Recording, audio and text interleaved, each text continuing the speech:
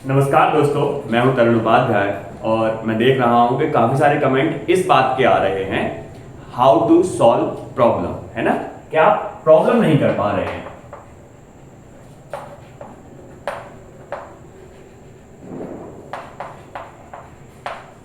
Problem कह लें, questions कह लें, है ना, ये क्वेश्चंस कह लें, बात एक ही है। तो देखो, अगर आपको कंसेप्ट आता है, फॉर्मूले आपको याद है और उसके बाद भी आप क्वेश्चन नहीं कर पा रहे हैं, तो एक ये प्रॉब्लम है आपके साथ, है ना।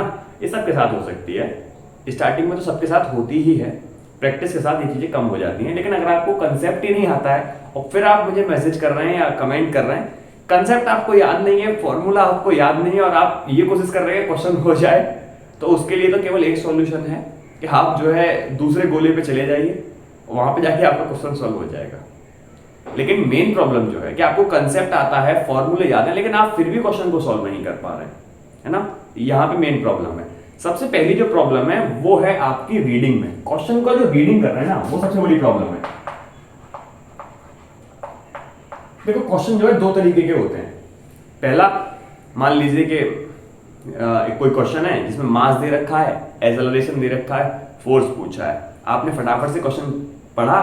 बहुत से तो मैंने देखे हैं कि क्वेश्चन पढ़ते ही नहीं है, बस उसमें से वैल्यू देख लेते हैं कि हाँ मास दे रखा है, एम नोट कर लिया, एक्सेलरेशन दे रखा है, ए नोट कर लिया, और फिर अपने दिमाग पे जोर डालते हैं कौन सा फॉर्मूला सटीक बैठ रहा है। एफ इक्वल टू एम बैठ रहा है, फटाफट से एफ निकाल दिया, है ना। यही धीरे धीरे आदत बन जाती है, क्या कि क्वेश्चन पढ़ा, उसमें से वैल्यूज निकाल ली, है ना। तो ये रीडिंग प्रॉब्लम के अंदर है, ये इसे बोलते हैं रीडिंग प्रॉब्लम है। आपकी क्वेश्चन रीडिंग में प्रॉब्लम है। होता क्या है, अब क्योंकि आप कंपटीशन में बैठ रहे हैं तो इतना इजी क्वेश्चन तो नहीं पूछेगा ना, वो क्वेश्चन को थोड़ा सा ट्विस्ट करेगा।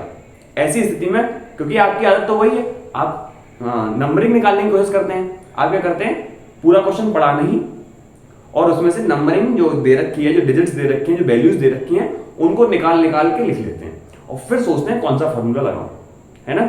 अगर क्वेश्चन सिंपल है तो सीधे फॉर्मूला आपको याद आ जाएगा, जो भी फॉर्मूला उसमें लगने वाला क्वेश्चन हो जाएगा। लेकिन सीधे फॉर्मूले पे क्वेश्चन आजकल नहीं पूछे जाते हैं, है ना।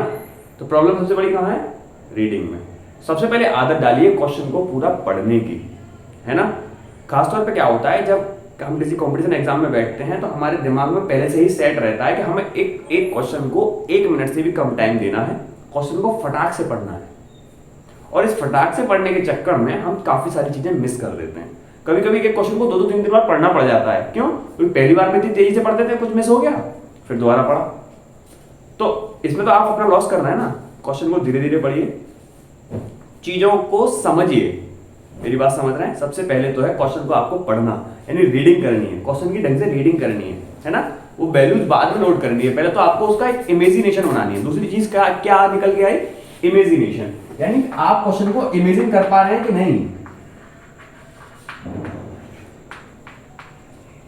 आप इमेजिन कर पा रहे हैं कि नहीं। जब हम कोई स्टोरी पढ़ते हैं तो हम अपने दिमाग में इमेजिन कर लेते हैं ना। अभी मैं आपको कोई स्टोरी समझाऊं कि भाई मेरा घर है, लाल कलर से पेंट हो रखा है ना, गेट है, गेट का कलर येलो है, इतना बड़ा गेट है, गेट के ऊपर ऐसा कुछ बन रहा है। आपके दिमाग में एक पिक्चर सी बनती जा रही होगी मेरे मकान की, है ना, कि ऐसा मकान हो सकता है, ऐसा मकान हो सकता है ना। मेरे घर में पेड़ लग रहे हैं तो आप वो पेड़ की भी एक इमेज बन जाएगी कि हाँ इस तरफ पेड़ लग रहे हैं।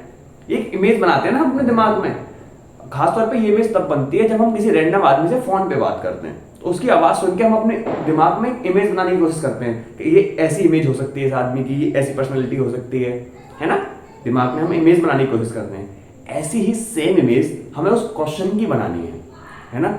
जैसे क्वेश्चन में दे रखा है कि कोई भी एक फोर्स है जो किसी ब्लॉक पे लग रहा है ना, उसे खींचने की कोशिश कर रहा है, पुल कर रहा है, पुश कर रहा है, तो अपने दिमाग में बना लो। या कोई इलेक्ट्रॉन है, सर्कुलर पाथ पे चल रहा है, तो एक इमेज बना लो ना कि इलेक्ट्रॉन है, सर्कुलर पाथ पे घूम रहा है। ये अपने दिमाग में बना लो कि ठीक है ना। जब आपके दिमाग में एक इमेज बन जाएगी, है ना, और क्वेश्चन को पढ़ते पढ़ते इमेज बनती चली जाए कि हाँ भाई ब्लॉक है, ब्लॉक पे फोर्स लग रहा है, फ्रिक्शन भी है, ऊपर से भी कोई फोर्स लग रहा है, कोई एक्सेलरेशन भी है, तो फटाक फटाक से आपकी अपने आप इमेज बनती चली जाएगी। मान लो फोर्स इस डायरेक्शन में दे रखा है या इस डायरेक्शन में दे रखा है, ऊपर से भी कोई फोर्स लग रहा है कि नहीं, है ना, किस डायरेक्शन में ये चल रहा है, एक इमेज बन जाएगी। इमेज से चीजें इजी हो जाती हैं। समझ रहे हैं मेरी बात को? इमेज से चीजें इजी हो जाती हैं और आपका काम क्या है, चीजों को इजी करना।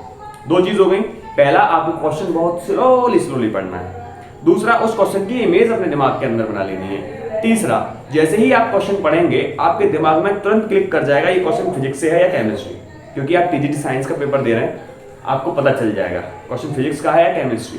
देखो एक बिल्कुल फैक्ट बता रहा हूं मैं आपको, आप खुद बताना इसका आंसर। मैं आपको 10 क्वेश्चन देता हूं रैंडम, ठीक है, रैंडम 10 क्वेश्चन दे देता हूं पूरे सिलेबस में से, आपके कितने चांसेस हैं उस पूरे 10 क्वेश्चन को सॉल्व करने के।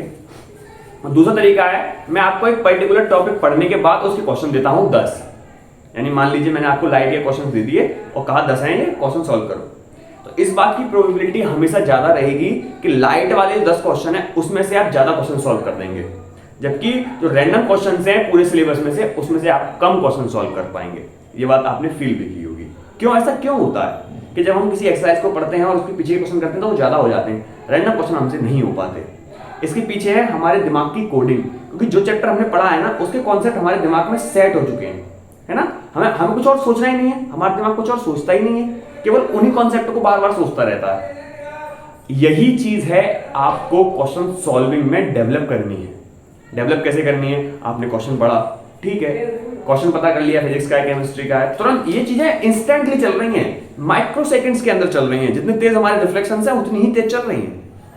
क्वेश्चन पढ़ा फिजिक्स का है, क्योंकि आप मेहनत करके जा रहे हैं, है ना, इसी गोले में जो मेहनत नहीं कर रहे तो दूसरे गोले पे भेज ही दिया हमने, जो इसी गोले पे है वो मेहनत करके जा रहे हैं, तो आपके अंदर ये चीज भी पता हो जाएगी क्वेश्चन पढ़ने के से ही एक किस यूनिट से क्वेश्चन है, लाइट का है, ग्रेविटेशन का है, मैकेनिक्स है, थर्मोडायनामिक्स है, करंट इलेक्ट्रिसिटी है, सेमीकंडक्टर है, आप पता कर लेंगे क्वेश्चन किस यूनिट में से है। यानी मैं आपको जो तीसरी चीज बताने वाला हूं वो है फनल। फनल बनाओ, फनल बनाओ। फनल कैसी होती है, ऐसी, ऐसे बनाओ अपने दिमाग के अंदर, ऐसी फनल बनाओ कि हाँ भाई फिजिक्स का क्वेश्चन है, फिजिक्स में यूनिट कौन सी है, यूनिट के अंदर टॉपिक कौन सा है, टॉपिक के अंदर वो कौन क्वेश्चन किस टाइप का है ना। मान लीजिए फिजिक्स पता कर लिया, फिजिक्स के बाद आपने टॉपिक कर लिया भाई कि मैकेनिक्स का क्वेश्चन है, मैकेनिक्स के अंदर भी आपने पता किया कि ये क्वेश्चन जो है डिस्टेंस डिस्प्लेसमेंट वाला है या एवरेज वेलोसिटी या इंस्टेंटेनियस वेलोसिटी वाला है। अब एवरेज स्पीड या इंस्टेंटेनियस स्पीड में से कौन सा क्वेश्चन पूछे जा सकते हैं, ये किस टाइप वाला क्वेश्चन है, ऐसे करके खुद को उस चीज के लिए तैयार करिए। क्योंकि अब जब आपको पता चल गया कि ये एक एवरेज स्पीड का क्वेश्चन है, तो अब आपका दिमाग कहीं और नहीं सोचेगा, केवल एवरेज स्पीड की तरफ सोचेगा। अब क्योंकि आपको कॉन्सेप्ट याद है, फॉर्मूले आपको याद हैं, जो 2-3 फॉर्मूले आपको याद हैं उसको कहीं पीछे पेज पे लिख लीजिए, जहां आप रफ काम करने वाले हैं वहां पे वो 2-3 फॉर्मूले लिख लीजिए कि हाँ भाई v1 + v2/2 वाला फॉर्मूला लगना है, या x1 + x2 upon t1 + t2 वाला फॉर्मूला लगाना है, total distance upon total time, whatever जो क्वेश्चंस में अकॉर्डिंगली दे रखा है, कौन सा वाला इसमें फिट बैठ रहा है। मेरी बात समझ गए। अगर आप ये स्टेप्स फॉलो करेंगे तो आपका क्वेश्चन ये मानिए गारंटी से सॉल्व हो जाना है। लेकिन इसके लिए 3 से 4 चीजें आपको पहले से ही आनी चाहिए। नंबर 1, आपको कंसेप्ट पूरा पता हो, उसकी थ्योरी पता हो, और रिगार्डिंग कंसेप्ट में जो क्वेश्चंस के नंबर्स हैं कि कितने टाइप के क्वेश्चन पूछे जा सकते हैं उसका आपको आइडिया हो, है ना। क्योंकि कभी कभी नया क्वेश्चन जब आ जाएगा, भाई देखो नया क्वेश्चन आप किसी को भी दे दो, किसी को भी दे दो, कोई सॉल्व नहीं कर सकता, समझ रहे हैं। उसे सॉल्व करने के लिए टाइम चाहिए, इंस्टेंटली कोई सॉल्व नहीं कर सकता। सॉल्व तो बाद में होते ही हैं, लेकिन इंस्टेंटली नहीं सॉल्व कर सकते।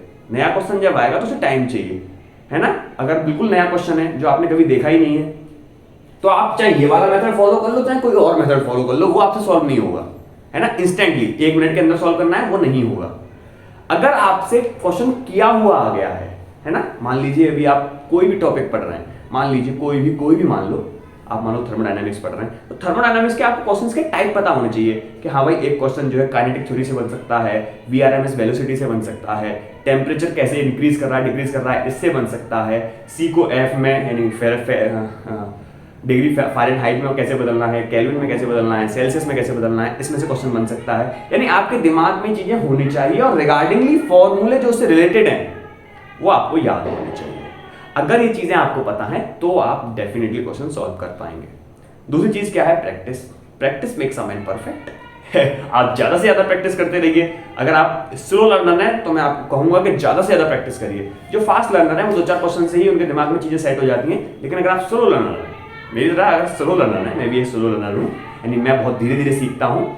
अगर आप भी ऐसे हैं तो प्रैक्टिस करिए, practice makes a man perfect. अगर आप परफेक्ट बनना चाहते हैं तो बार बार प्रैक्टिस करते रहिए। खास तौर पे उन क्वेश्चंस को करिए, हम उन क्वेश्चन से बचते हैं जिनमें इंग्लिश लिखी रहती है, बहुत लंबी सी इंग्लिश लिखी रहती है ना, बहुत लंबी इंग्लिश लिखी रहेगी कि a boy is running behind the bus, is speed is इतनी, बस की स्पीड इज इतनी, and after how much time the bus catch the boy या बॉय कैच द बस। इस तरीके की लंबी चौड़ी इंग्लिश लिखी रहती है, हम उसे स्किप करना चाहते हैं, हम फटाक से बस उसमें से वैल्यू निकालना चाहते हैं। उस चीज से बचिए, आप पूरी की पूरी इंग्लिश पढ़िए, उसकी एक इमेज बनाइए और फिर बाद में ये सारे स्टेप्स फॉलो करिए। यकीन मानिए आपका क्वेश्चन सॉल्व हो जाएगा। ठीक है, आज के लिए इतना ही। ये जबरदस्त स्ट्रेटजी है, आप इसे फॉलो करिए, आप क्वेश्चन की तह तक पहुंच जाएंगे। प्रैक्टिस तो है। ठीक है, मिलते हैं नेक्स्ट वीडियो में। Goodbye, Tata.